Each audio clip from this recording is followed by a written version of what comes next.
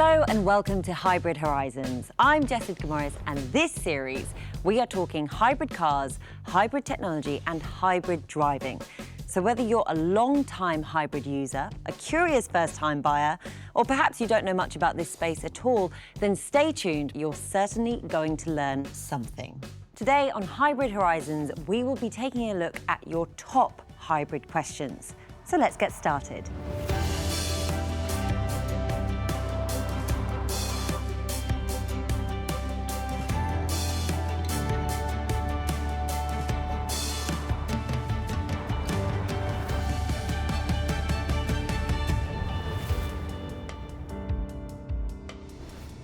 Hyundai described the Kona as their bold, small SUV, an outlier in an otherwise very busy segment. And the drive team tend to agree, as they have crowned it their winner of the small SUV under 50K in the 2025 Drive Car of the Year Awards. So what makes this car bold and what makes it a Drive Car of the Year winner? Well, the light and spacious interior make it feel much bigger on the inside than it actually is, and Hyundai's integrated technology is second to none. This car comes with Hyundai's LED Seamless Horizon Light, Smart Sense safety technology, a 12.3-inch infotainment system with Apple CarPlay and Android Auto integrated, an 8-speaker sound system, rear privacy glass, and a sunroof. Here are some other things I love that happen to be unique to this hybrid premium model. Both the driver's seat and the passenger seat can be heated and ventilated, and the second row seats can be heated too, so there's no complaints from backseat passengers. And then the front seats are also fully reclinable, so if you need to recharge during a road trip or after an early start, then all you need to do is press a button and kick back. And then there's my favourite thing of all, the hybrid technology, with a virtually unbeatable claimed fuel consumption of just 3.9 litres per 100 kilometres. This is the Hyundai Tucson, Hyundai's medium SUV, which is just about the most saturated category there is. So the Tucson does face some stiff competition, but I have to say this car really is in a class of its own. So much so that it has been crowned medium SUV under 50K in the 2025 Drive Car of the Year Awards. Unique to this particular Tucson, which is the hybrid variant, you've got 19-inch alloy wheels and adaptive LED headlights. And then inside the car, you've got ambient lighting and an 8-speaker sound system. Based on previous testing in the drive team, this car returned a fuel reading of 5.6 litres per 100 kilometres, which is about on par with the Tucson's closest rival, the Toyota RAV4 Hybrid. The cabin is incredibly light and airy, thanks in part to that panoramic sunroof. So this 5-seater feels very spacious, even when the car is fully loaded up. And families will be pleased to know that there is plenty of room in the boot as well. And then, of course, the technology is second to none. Would you expect anything less in a Hyundai? In fact, standard features in this model: a 12.3-inch infotainment screen with Apple CarPlay and Android Auto integrated, a wireless phone charger, dual-zone climate control, a 360-degree camera with front and rear sensors included. One of two large SUVs from Hyundai, the latest iteration of the hybrid Santa Fe has impressed the drive team so far.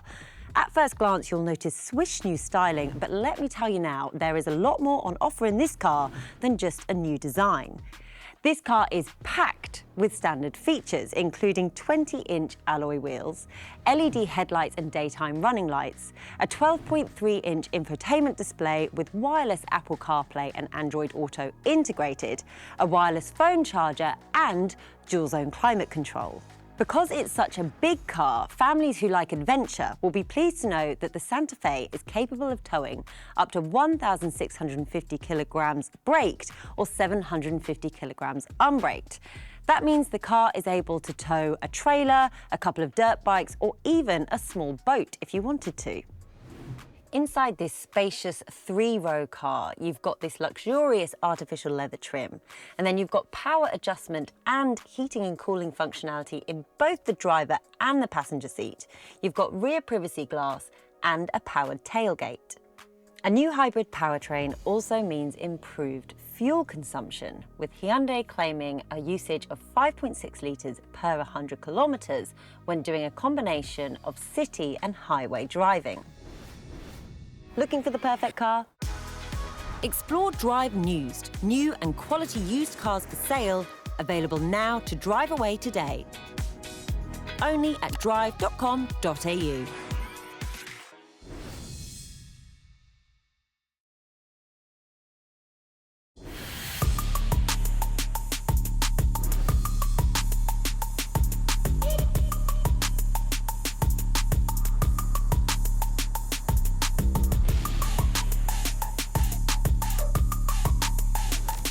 James, we've found that there's been a lot of questions and assumptions about hybrid cars over the course of this series. Yep.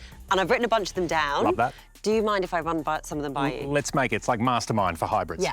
OK, starting with, hybrid vehicles are less reliable than a conventional combustion engine. No, that's not the case. And look, most hybrids are Toyotas, and we know Toyotas have an inherent sense of reliability, so no, they're just as reliable as regular cars.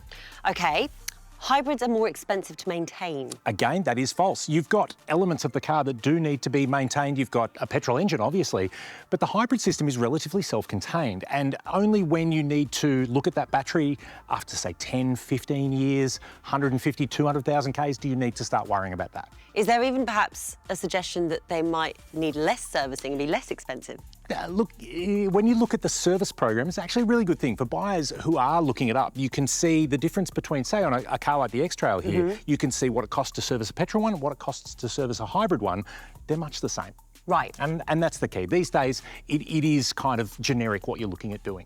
OK, hybrids need constant charging. Well, to get the most out of a plug-in hybrid, arguably that is true. You do need to plug it in, hence the name. But a series hybrid, they tend to keep themselves charged. Hybrids have terrible resale value. No, and in fact, it's quite the opposite now because you've got a strong demand for new car buyers, but also now second-hand buyers are looking for a hybrid. So if you're not sure and you're kind of weighing it up, protecting that future resale, buying the hybrid now could be the long game solution. Was that once the case, that they had a terrible resale value? Yeah, it kind of was, because the hybrid was the Toyota Prius. Right. And it sort of went through a phase of being cool and then not being cool. Yeah. And now that hybrids are basically every car that you look at, you can find a hybrid version and they don't look any different, that's the appealing position. OK.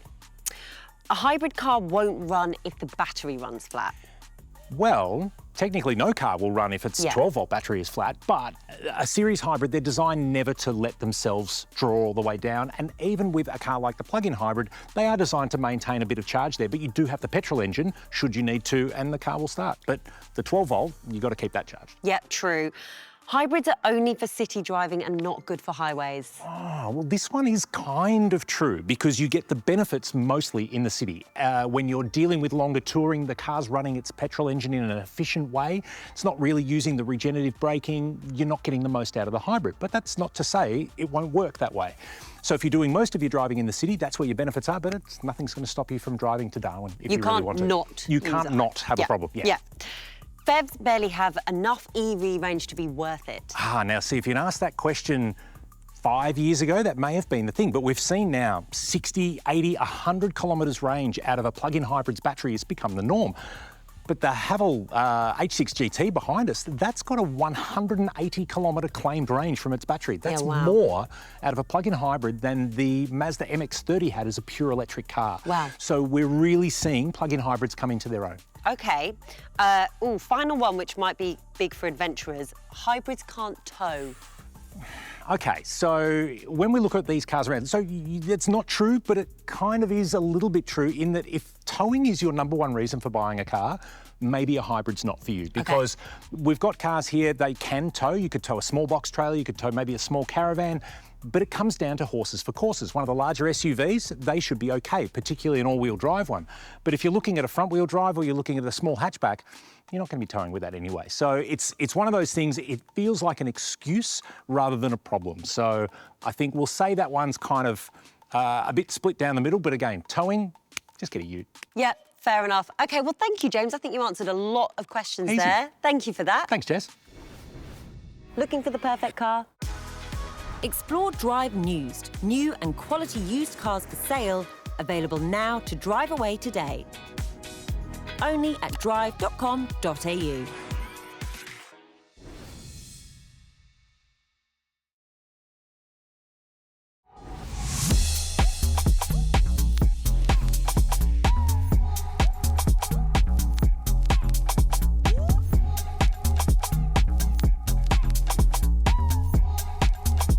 A relatively new model to Australian showrooms, the new GWM Haval H6 GT plug-in hybrid is already making waves as one of the most affordable plug-in hybrids on Australian roads. But that's not the only thing that's got people talking, because this 1.5-litre turbocharged 4-cylinder petrol engine model with a 35.4 kilowatt-hour battery pack also has an electric-only driving range of 180 kilometres. That's about 100 kilometres more than its closest competitor. Plus, GWM claims a 0 to 100 acceleration time of just 4.9 seconds and a combined hybrid range of more than 1,000 kilometres. Okay, so that's the important numbers, and they're all very impressive. But how does this car handle as an everyday household motor? Well, GWM will be hoping that the Haval H6 GT PHEV becomes instantly recognisable with its distinctive grille and unique LED daytime running lights. Plus, the 19-inch alloy wheels are decidedly robust and athletic. Inside the car, you've got these sophisticated grey suede seats and interior details, plus a panoramic sunroof to lighten the whole cabin up. You've also got a 12.3-inch infotainment system that supports Apple CarPlay and Android Auto, and you've got a full suite of safety technology that includes parking sensors and a 360-degree camera. This may be a relatively new car to market, but I expect existing plug-in hybrids will face some stiff competition from the GWM Haval H6 GT plug-in hybrid. Today we are joined by Lee Mason, General Manager of Marketplace at drive.com.au, who's going to talk to us about consumer habits, dealer trends and the market. Lee, thank you so much for joining us. Thank you, Jess. It's great to be here. So what do you think is the main reason consumers are moving away from traditional petrol diesel cars and moving towards hybrid cars? I think, look, no doubt, climate change, environmental factors, emissions, it's clearly a topical conversation and more people are aware of it. And I think what we're seeing now is, instead of the complete adoption to EVs, many consumers are seeing the hybrid lineups as a good stepping stone into that space. And do you see businesses and fleet buyers moving into the hybrid market, or are they still a while away from that? No, you look, fleet markets particularly, given the fuel efficiencies with hybrids, it is a popular model lineup for fleet companies. How are dealers educating consumers and the market in general around hybrids and getting them to move away from traditional petrol cars? Yeah, I think, look, the resources that are out there now, dealers are freely passing that information over to consumers, really good education, brochures, getting customers in for test drives, making them fully aware of all the options with that particular model lineup, and making them feel comfortable is clearly one of the key buying things for customers. I mean, what do you think is the main cause of uncertainty for people that are sort of slowly considering a hybrid? Yeah, I think one of the uncertainties, particularly what we've seen and in the research over the last sort of year or so that we've seen on Drive, is that particularly with EVs, we're seeing an anxiety with range. There's concerns around the battery longevity. And I think our own consumer behaviour, iPhones, those sorts of devices that we readily have available and attached to us now, we watch over the life cycle of that product, how that battery can deteriorate. So I think there's some of those things that come into just the psyche of the car buyer when it comes to EVs. So as I said earlier, the switch to hybrids just gives that nice midpoint between jumping straight into an EV. So that was going to lead on to my next question. Do you think consumers see a hybrid ownership as a long-term solution, or as more of a stepping stone before they go to a full EV model? Look, I think it's always going to depend on the consumer, and I think what every customer is after and what they require or need will be different depending on their circumstances. Are they buying for a family? Are they buying for a larger family car? Are they buying for a compact city car? So it really does depend on, I guess, the life stage that they're in and also their requirements and their specific needs. So I don't think that's going to be a one-size-fits-all. It will come down to the individual buyer. And what about pricing? How do hybrid prices compare to traditional petrol or diesel cars? Are they still considered a more like premium purchase? It's almost now moving to an agnostic approach. The model ranges now are getting so good that how the engine's fueled, whether it be electric, whether it be plug-in hybrid, whether it be conventional hybrid, the cars all are fantastic cars these days, and I think clearly we've seen with government incentives it's helped the hybrid market. We do see that coming to an end in April, so it'll be interesting to see in April 2025 whether that impacts or potentially slows the growth. So on that note, Lee, are manufacturers providing dealerships with competitive pricing strategies or incentives to help move hybrid stock? Look, I think it's not just specific to hybrid. I think, as we said earlier, with the return of supply to the market and demand, there's no doubt demand's softer than what it was last year. We had a record year in 2024. The start of 2025 showed in January that it was softer year on year. The expectation is that it may continue to be a little bit softer, and there's obviously cost of living pressures impacting families at the moment. So I think brands will be looking to provide strong retail offers, and the savvy car buyer out there will be able to get themselves a good deal. Looking for the perfect car? Explore Drive Newsed, new and quality used cars for sale, available now to drive away today. Only at drive.com.au.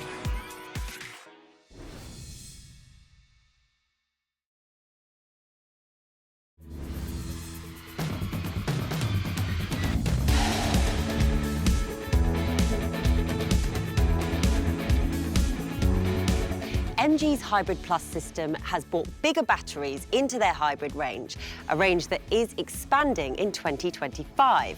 But how does the Hybrid Plus system work, and what does the future hold for them?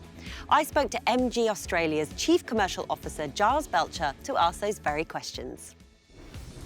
Giles, thank you so much for joining us. How does the MG Hybrid Plus system work, and what makes it different from other hybrid powertrains? Yeah, the MG Hybrid Plus systems are really fantastic in our vehicles. It has a 1.83 kilowatt battery, which is the biggest in its segment. That's mated to a 100 kilowatt electric motor and a 1.5 litre engine, petrol engine. And then there's an intelligent control unit that manages to make sure all those three different things work together in harmony to make sure we get the best output and efficiency possible in our engines. OK, so you mentioned the large battery. Why did MG go with that size, and how does it benefit drivers? Well, the large battery means you're able to operate in EV mode for longer, and it also delivers more power, and with the engine delivers great efficiency as well. So when you drive some hybrids, the petrol engine basically kicks in the minute you start the car. With our vehicles, because of that larger battery, you can actually drive for a continual period in EV mode, and that obviously helps you with efficiency. Right, because I think one thing we tend to find is that people do worry about fuel efficiency, especially with those longer drives. Yeah. And obviously range, is a big concern for people that haven't yet moved into that hybrid or EV space. Yeah. So how does MG's Hybrid Plus system optimise fuel economy compared to traditional petrol engines? Yeah, as I mentioned before, it really comes back to the size of our battery and its efficiency. So the size of the battery mated with that electric motor means that you're able to drive for longer in EV mode. So you're not using any fuel at all at that point. And because you can do that for longer, you end up with a really fantastic fuel-efficient vehicle. So who is MG targeting with these hybrid models? Are you seeing people returning more and more, they bought a hybrid before, they're coming again, or are you seeing first-time customers sort of moving into that hybrid market? It's a bit of both, to be honest. We do see a lot of first-time owners. With the MG3 hybrid, they're kind of younger people because it's a smaller city car, and in the ZS hybrid, that's a slightly bigger, small family SUV. So it does attract different people, but You know, we appeal to a broad market, so, you know, a range of demographics are buying the vehicles. In Q3 this year, we'll launch a third hybrid model, so, you know, we're looking at the way the software works and things like that at the moment, so. Between the two, between the MG3 and the ZS, are you seeing one getting more customers within the hybrid market? Yeah, I think the ZS hybrid is probably the one with the biggest opportunity, I suppose, in the market. Yeah. Because it is more versatile. It's a slightly bigger vehicle, it's an SUV, so it does appeal to a broader range of people.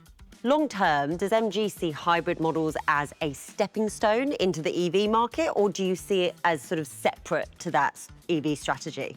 It'll be interesting to see, to be honest. You know, we're a brand that is able to offer hybrids, you know, traditional petrol engines, as well as full EVs. So we offer all different drivetrains to the market. So whichever way the market goes, I think we have a solution for everybody.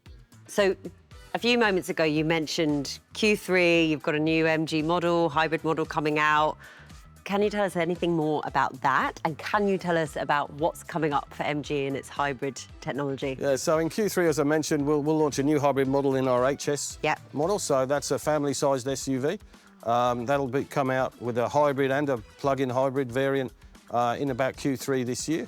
And then later on in the year, we're going to launch a range of other new models as well. So it's a big year for MG. Great. Well, thank you so much, Giles. Look forward to seeing what's coming up for MG. Thank you for joining us. Thank you very much. Thank you for watching this week's episode of Hybrid Horizons. Next week, we're going to be shifting gears. We're going to be talking all things plug-in hybrids, and we're going to be talking about the future of hybrid technology. Plus, we're going to be talking to Nissan about their unique approach to hybrid technology. You won't want to miss it. That's next week on Hybrid Horizons. James, what are we looking at here?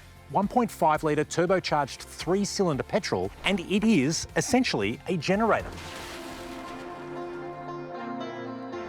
Looking for the perfect car? Welcome to an all-new way to shop for your next car. Visit Drive News and find thousands of brand new demonstrator and high-quality used cars available from Drive's nationwide dealer network and ready to drive away today. So for new and quality used cars, discover Newsed, only at drive.com.au.